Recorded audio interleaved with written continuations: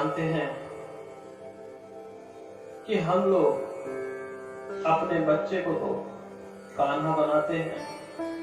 हाल ही में जन्माष्टमी गई और मैंने देखा कि चाहे माता पिता निर्धन हो या अमीर से अमीर, चाहे उनके पास बालक है या बालिका, कहने का अर्थ है चाहे लड़का है लड़की,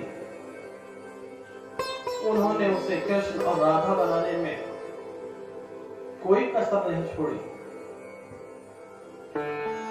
तो क्या वह वृद्ध हो गए तो किसी को अपने माँ बाप में,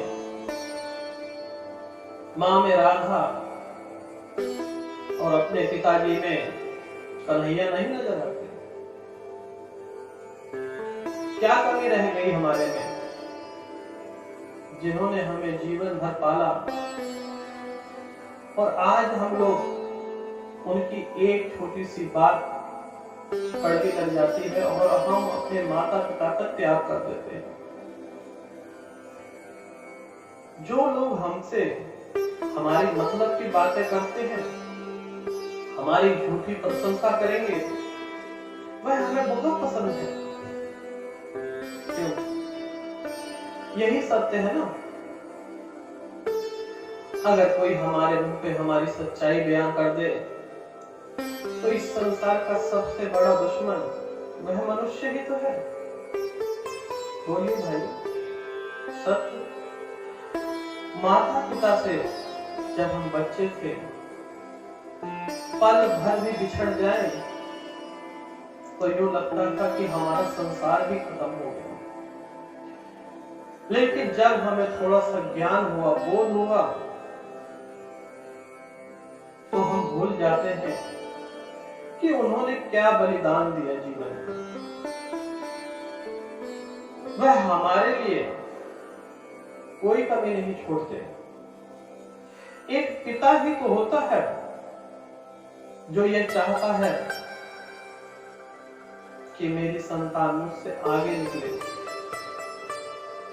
इस संसार में और कोई दूसरा व्यक्ति नहीं चाहेगा कि यह इंसान आगे निकले, लेकिन पिता की एक तमन्ना होती है कि मेरा जीवन जैसे जैसे गुजर गया, लेकिन मेरे बच्चे का भविष्य ना खराब हो। आप लोग देखेंगे कि शहरों में दिसंबर के महीने में इतना जाड़ा होता है, कहीं पे गर्मी होती है। माता पिता दोनों स्कूल के बाहर लाइन लगा के खड़े हो जाते हैं। बड़े से बड़े स्कूल में हमारे बच्चे को दाखिला मिले, एडमिशन मिले और बच्चे का भविष्य बने। अब बच्चा पढ़े ना पढ़े ये तो उसकी मर्जी पर निर्भर है, लेकिन माता पिता कोई कसर नहीं छोड़ते। ओवर टाइम लगाएंगे, दुकान ज्यादा देर तक खोल के रखेंगे, छुट्टी के दिन भी काम करेंगे कि उनके घर परिवार में कोई परेशानी ना आए।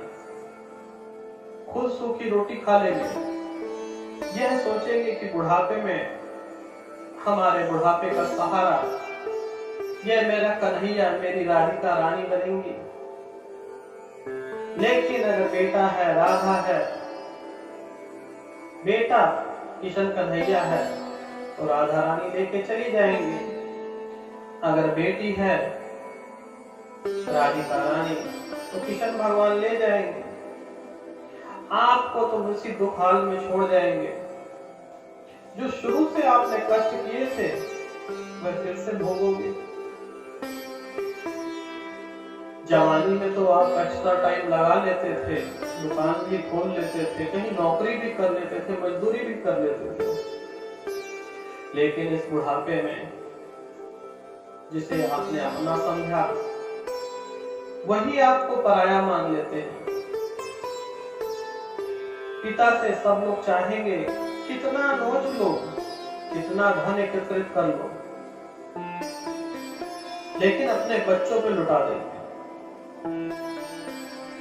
ध्यान रखें, कभी आप भी बच्चे थे, आज वह हाथ लाचार नहीं हुआ। आज आपको अपने माता पिता में कन्हैया नहीं दिखाई देता, राधा रानी नहीं दिखाई देती, जिसने आपको संपूर्ण जीवन खुशियां प्रदान करने के लिए कोई कसर नहीं छोड़ी। अपने घर से शुरुआत कीजिए। उसका क्या फायदा कि घर में मां भूखी बैठी रहे और बाहर लंगर लगाओ। जो माता पिता संपूर्ण जीवन बच्चों के लिए लगा देते हैं कि हमारे बच्चों को कोई कष्ट ना हो।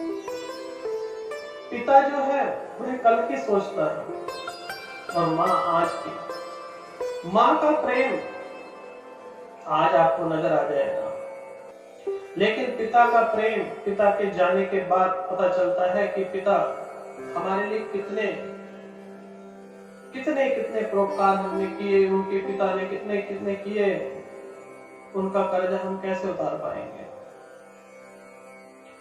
हम चाह कर भी उनका कर्जा उतार सकते ही नहीं, क्योंकि हम लोग एक भव सागर में से एक जोत का कुंड है।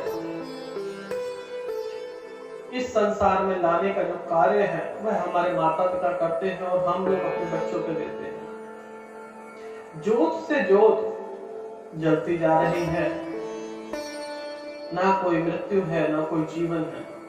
जिसने इस सत्य को पहचाना वही तो आनंद है। अन्यथा हम लोग रोज भय में जीते हैं और कल पे जीते हैं, आज पे जीते। भविष्य पे हम लोग जिस पे रहते हैं हमें पछताना ही पड़ता है। भाइयों, माताओं, बहनों, जिनके माता पिता हैं,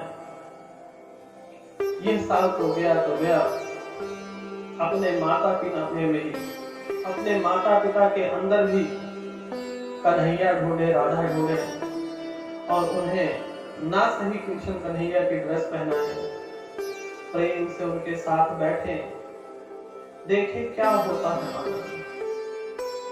झूठे आनंद के चक्कर में मंदिरों में जाएंगे, अन्यथा बहुत दान दे देंगे, कोई फायदा